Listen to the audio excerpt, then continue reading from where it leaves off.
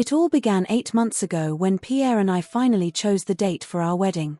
October 15th was not just any day on the calendar, it was the exact date of our first meeting, 3 years ago, at that little cafe near the Bastille. I still remember his awkward smile when he spilled his coffee on his white shirt, and the laughter that followed.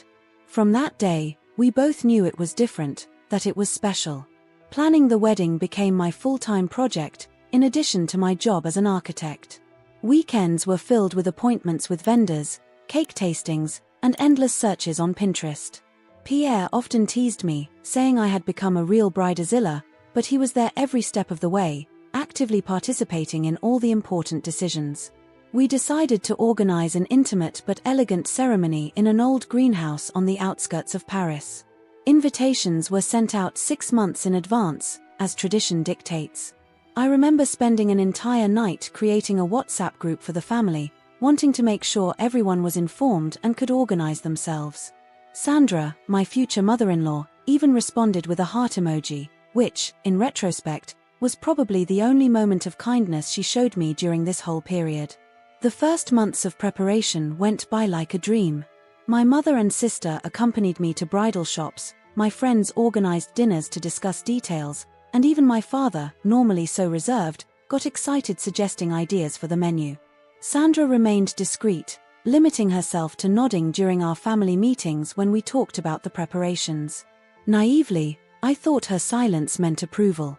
After all, she had not raised any objections when we announced the date during the family dinner. She even smiled that night, although now I realize her smile did not reach her eyes. Pierre had warned me that his mother could be complicated, but I sincerely believed that our relationship, while not particularly warm, was at least cordial. The months passed, and every detail fell into place like pieces of a puzzle. The catering was booked, the DJ had our favorite playlist, and my dress was being altered. We even found an officiant who agreed to personalize the ceremony according to our wishes. Everything seemed perfect, perhaps too perfect. It's incredible how you can spend months planning the most beautiful day of your life without suspecting for a moment the drama brewing behind the scenes. If someone had told me what was going to happen, I would never have believed it. But it often is like that, isn't it? The biggest storms come when the sky seems the clearest. I still remember that Sunday when Pierre and I were lying on our couch, finalizing the seating plan. We laughed as we strategically placed uncles who no longer spoke to each other and cousins who flirted secretly. It was a simple but perfect moment, one of those that make you say you made the right decision.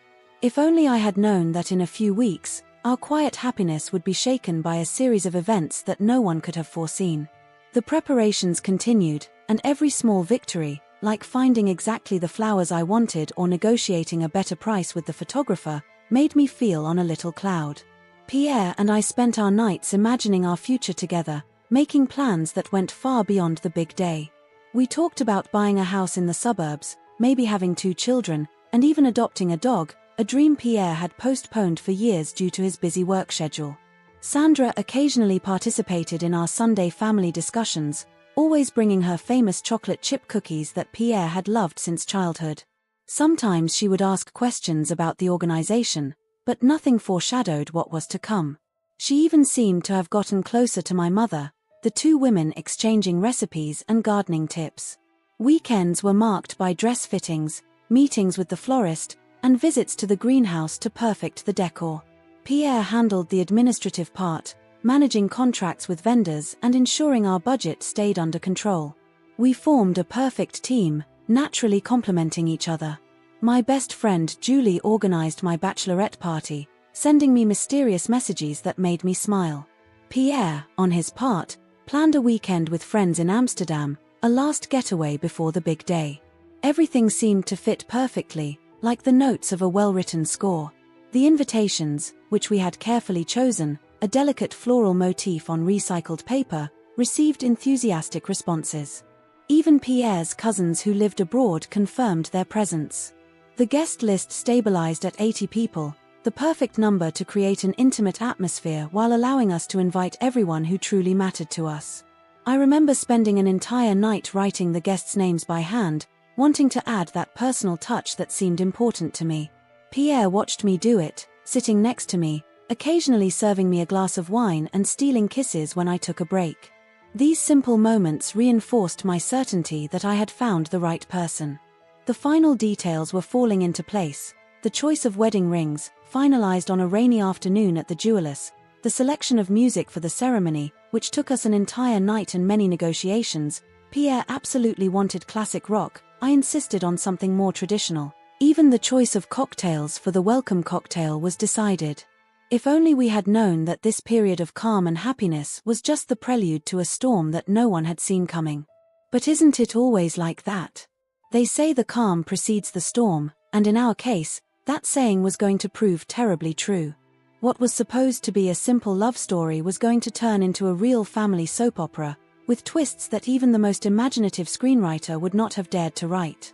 It was exactly 2 weeks before the wedding that everything changed. I had just finished a particularly stressful meeting at work when my phone started vibrating frantically. It was Sandra, calling me for the first time in months. My heart inexplicably sank. I already knew, somehow, that this call did not bring good news. "Dear," she began with that honeyed voice I so detested, "we need to talk about the wedding date." I felt my stomach knot. How could we talk about the date? Everything had been confirmed for months. Guests had booked their plane tickets, the catering was paid for, hotel rooms were blocked. Sandra continued, her voice becoming increasingly theatrical. "You know, with my university friends, we organize a trip to Cancun every year. It's a tradition that has lasted for 30 years, and guess what? This year it falls exactly during your wedding." My brain took a few seconds to process the information. How was it possible? We had announced the date 6 months in advance, and she had said nothing. "But Sandra," I replied, trying to stay calm, "you knew since March that the wedding was on October 15th. Why did you plan this trip now?" Her answer left me speechless. "Oh, but dear, it's always around this time that we go. I thought you could just move the wedding a few weeks." I had to sit down. Words failed me. Move the wedding? As if moving a simple dinner with friends. The following days turned into a real nightmare. Sandra launched a real manipulation campaign, calling Pierre several times a day, contacting the extended family to complain about my inflexibility, and even trying to convince my sister-in-law to talk to me. Pierre was torn. I could see he was suffering from this situation, caught between his mother and me. One night, while we were sitting on our balcony, a habit we had taken to relax after work, he confessed that his mother called him crying, telling him I was destroying their family traditions. Sandra's messages became increasingly insistent. She created a WhatsApp group with the whole family to expose her situation, presenting her trip to Cancun as a sacred tradition that I stubbornly ignored. Some family members began to look at me differently during Sunday family gatherings, as if I had become that evil daughter-in-law preventing a poor mother from enjoying her annual vacation. The days passed, and the situation only worsened. Sandra had now adopted a new strategy. She posted photos of her previous trips to Cancun on Facebook, accompanied by passive-aggressive captions like "the true moments of happiness with my friends that I will miss this year due to certain events." Her friends commented with supportive messages, without even knowing the whole story. The tension was palpable in every family interaction. Sunday dinners, which used to be moments of sharing and joy, had turned into balancing acts where everyone weighed their words. My sister-in-law Sophie, who had always been close to me, now seemed to avoid my gaze. She later confessed that Sandra called her every night to cry about her situation. Pierre tried to mediate the situation, proposing impossible compromises. "What if we organize a second wedding dinner for Mom when she returns? Or we could have a ceremony via video conference so she can attend from Cancun." Suggestions that showed how desperate he was to find a solution that satisfied everyone. I spent entire nights wondering if I was really being unreasonable. After all, wasn't it just a date? But every time I began to doubt, I thought of the months of preparation, the money already invested, the guests who had planned their arrival. Not to mention the symbolism of this date, October 15th, the day of our first meeting. How could Sandra ask us to sacrifice all that for a trip she had deliberately scheduled knowing? A week before the wedding, Sandra changed tactics. She began spreading subtle rumors about my family. "You know, I understand that they want to do things their way. After all, They don't have the same values as us." These comments, seemingly harmless, were like little bombs thrown into our family relationships. The last days before the wedding turned into a real ordeal. Sandra alternated between theatrical crying fits on the phone with Pierre and accusatory messages sent to the whole family. She even contacted some of our vendors, pretending to check the details, but really seeking to sow doubts about the date. The eve of the wedding, while trying to focus on the final preparations, Sandra announced that she had finally decided not to go to Cancun. But instead of feeling relieved, I felt even more anxious. Her tone, when she announced it, foreshadowed that it was not a concession, but rather the prelude to something worse. "I can't miss my only son's wedding," she had said with a smile that did not reach her eyes, "even if some people do everything possible to ruin our family traditions." That night, lying in our bed, I turned to Pierre. "Do you think she will really come?" I murmured. He hugged me but did not respond. We both knew that Sandra's presence at the wedding did not mean the end of the drama, but perhaps the beginning of something much worse. The day of my wedding dawned under a surprisingly clear sky for October. I was getting ready in a small suite at the greenhouse, surrounded by my mother and friends. The atmosphere was a mix of excitement and apprehension. No one dared to mention Sandra, but her presence loomed like a shadow over what should have been a morning of pure joy. She arrived at the ceremony 15 minutes late, creating a small commotion among the already seated guests. I couldn't see her from the room where I was waiting, but Julie, who had gone to check the situation, returned with a worried expression. "She's wearing dark grey," she whispered, "and she looks, well, let's say she doesn't seem to be here to celebrate." During the ceremony, I tried to focus on Pierre, on his eyes full of love, on our vows that we had written so carefully.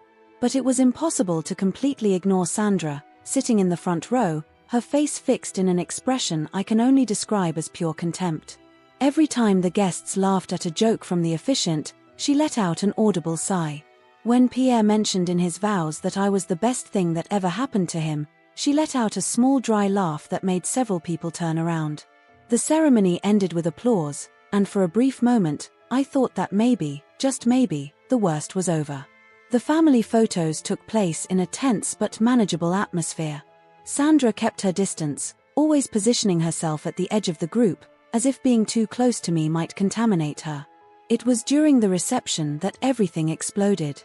The cocktail was in full swing, guests were circulating with their champagne glasses, and the atmosphere had finally relaxed.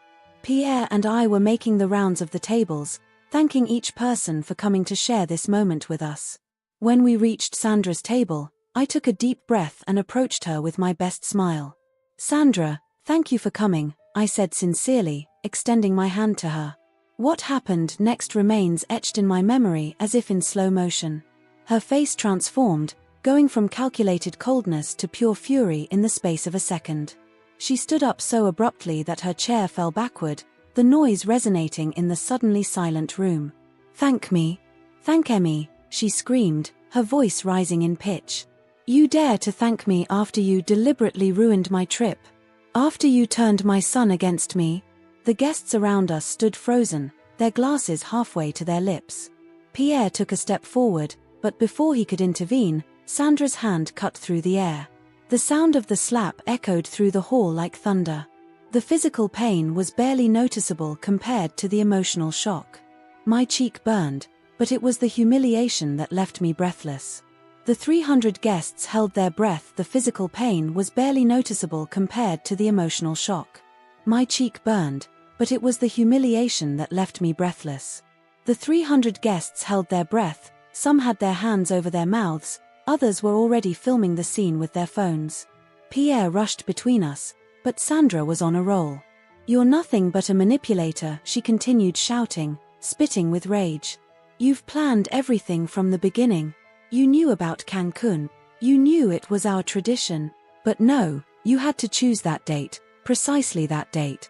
My sister-in-law Sophie tried to make her sit down, but Sandra pushed her away, completely out of control. 30 years. 30 years we've been doing this trip with my friends. And this. She was visibly searching for the most hurtful word possible, her face twisted with anger. Time seemed to have stopped.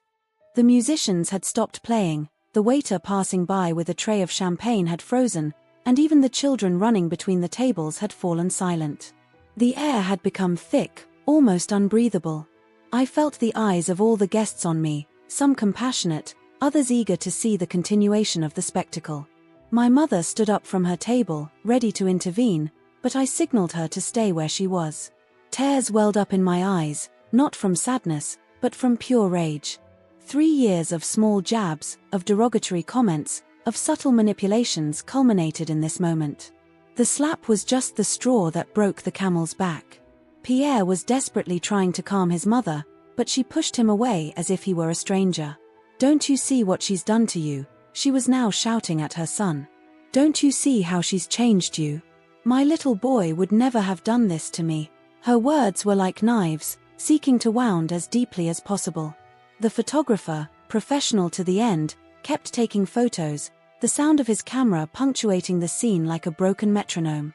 Later, those photos would show the exact moment when everything changed. Sandra, with her arms still raised, her face twisted with rage, Pierre, frozen between the two of us, and me, with my hand on my cheek, my eyes shining not with joy but with contained anger.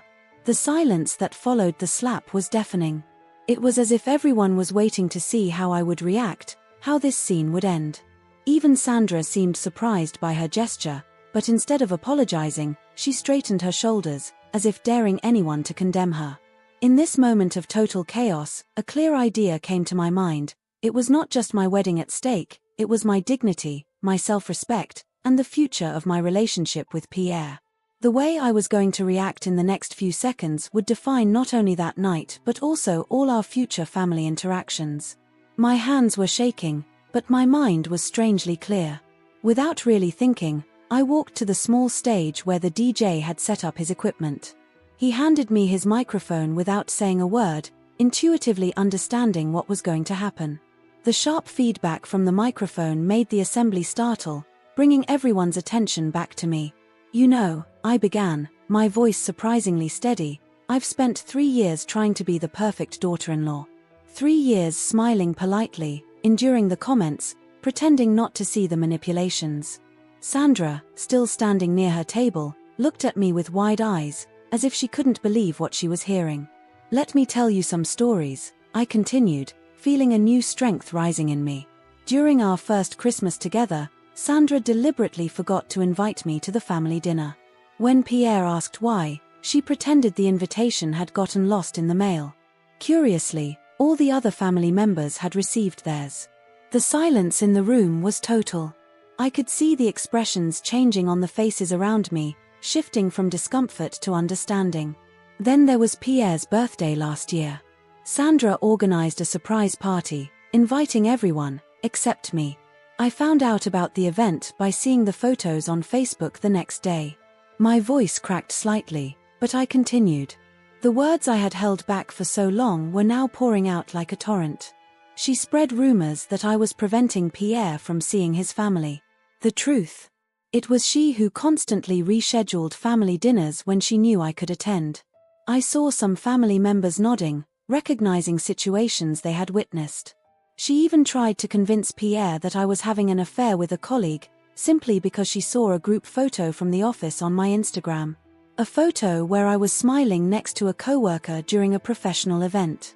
Sandra tried to intervene, but her voice was drowned out by the disapproving murmurs of the assembly.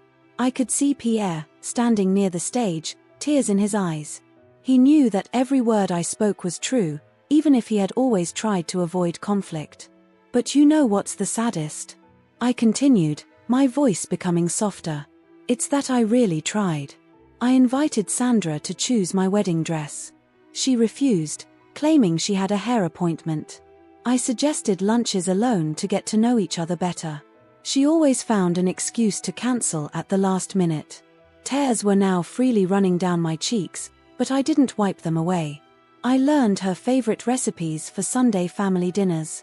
I memorized the birthdays of all her friends. I even started watching her favorite series to have something to share with her. I turned directly to Sandra, who seemed to have shrunk since her outburst. "And that story about the Cancun trip. You knew from the beginning that we were getting married on October 15th.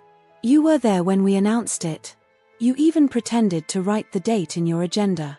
But you deliberately scheduled this trip, created this conflict, just to try to prove that I was the selfish one. A movement in the room caught my attention. One of Sandra's friends, the one who was supposed to go to Cancun with her, stood up. Sandra, she said in a clear voice, you told me that the wedding date had been changed at the last minute. You made me book these vacations by telling me it was the only possible week. This revelation triggered a wave of murmurs in the assembly. I saw Sandra's last supports crumble as the truth finally came to light. Even her best friend was discovering the extent of her manipulations. For 3 years, I resumed, my voice regaining its strength, I've let every derogatory comment, every little low blow, every attempt at sabotage slide. I told myself it was the price to pay to be part of this family. But today, in front of all our loved ones, you've crossed a line. That slap was not just an attack on me, it was an attack on your son, on our relationship, on everything we've tried to build. Pierre climbed onto the stage and took my hand. For the first time in his life, he wasn't trying to smooth things over, to find a compromise. He was simply there, by my side, supporting me silently but firmly. Sandra ran out of the hall, her heels echoing on the parquet floor, followed by 2 of her friends trying to catch up with her. The silence that followed her departure was quickly broken by an isolated applause, then another, until the entire room resonated with applause and even some encouraging whistles. Pierre's aunt, Catherine, who had always kept her distance from Sandra, approached me with tears in her eyes. Dear, she said, hugging me, it was about time someone told her the truth. We've been watching her destroy Pierre's relationships for years. She did the same with his previous fiancée, 10 years ago. The guests began to share their own stories, as if a dam had just broken. Uncle Robert recounted how Sandra had sabotaged his family business by spreading malicious rumors. Cousin Marie revealed that Sandra had discouraged her from studying abroad by manipulating her parents. Each new story confirmed that her toxic behavior was not limited to our relationship. Pierre, still by my side, seemed both relieved and anguished. Years of subtle manipulation were suddenly revealed in all their magnitude. I'm sorry, he murmured, his voice trembling slightly. I should have seen all this before. I should have protected you. I squeezed his hand, knowing that this realization was as painful as it was liberating for him. My mother, who had restrained herself from intervening all this time, came to join us. She took Pierre in her arms, hugging him like her own son. You are our family now, she said simply. Both of you. And nothing and no one will change that. The DJ, sensing the moment of tension had passed, gently restarted the music. The waiters began circulating again with trays of champagne. Little by little, the party resumed its course, but something had changed. The atmosphere was lighter, as if a toxic cloud that had hung over the assembly had finally dissipated. Later that night, as we danced our first dance as husband and wife, I realized that what had happened was not just a confrontation, it was a liberation. Each dance step felt lighter, each smile more genuine. The looks Pierre and I exchanged were no longer tinged with that constant worry that had accompanied us for months. Sophie, my sister-in-law, came to see me while Pierre danced with my mother. You know, she said, nervously playing with her glass, I always knew Mom was difficult. But I never dared to confront her. Seeing you do it today gave me courage. I think we all needed that. Messages of support continued to arrive throughout the night. Distant cousins, family friends, even the photographer who had worked with the family for years, all came to share their own experiences with Sandra. It was as if a weight had been lifted, finally allowing everyone to breathe freely. Towards the end of the night, as the last guests began to leave, Julie showed me social media. The few videos that had been posted of the confrontation were receiving a flood of positive comments. Women shared their own stories of toxic mothers-in-law, creating an unexpected chain of solidarity. Pierre and I spent the last moments of the night sitting in a quiet corner of the garden, watching the last guests still dancing. You know, he said, looking at me with infinite tenderness, when I proposed to you, I knew you were strong. But today, you showed me a strength I could never have imagined. You didn't just confront my mother, you freed us all. That night, returning to our hotel room, I realized that our wedding had been much more than just a celebration of love. It had become a moment of truth, of liberation, and of a new beginning. Sandra's slap, as shocking as it was, had ultimately been a gift. It had broken the last chains that kept us in this toxic cycle of manipulation and silence. The days that followed brought their own share of changes. Sandra sent apology messages to some family members, although she never dared to contact us directly. Pierre started therapy to work on the years of manipulation he had suffered. And I, finally, could just be myself, without constantly watching my words or actions. Our story became a kind of legend in the family, told at gatherings as the day someone finally dared to say no to emotional manipulation. But more importantly, it became the day our love proved stronger than all attempts at sabotage, where our relationship emerged stronger from a trial that could have destroyed us. It wasn't the fairy tale wedding I had dreamed of as a child, but it was our story, authentic and liberating. And in some ways, it was even better than a fairy tale.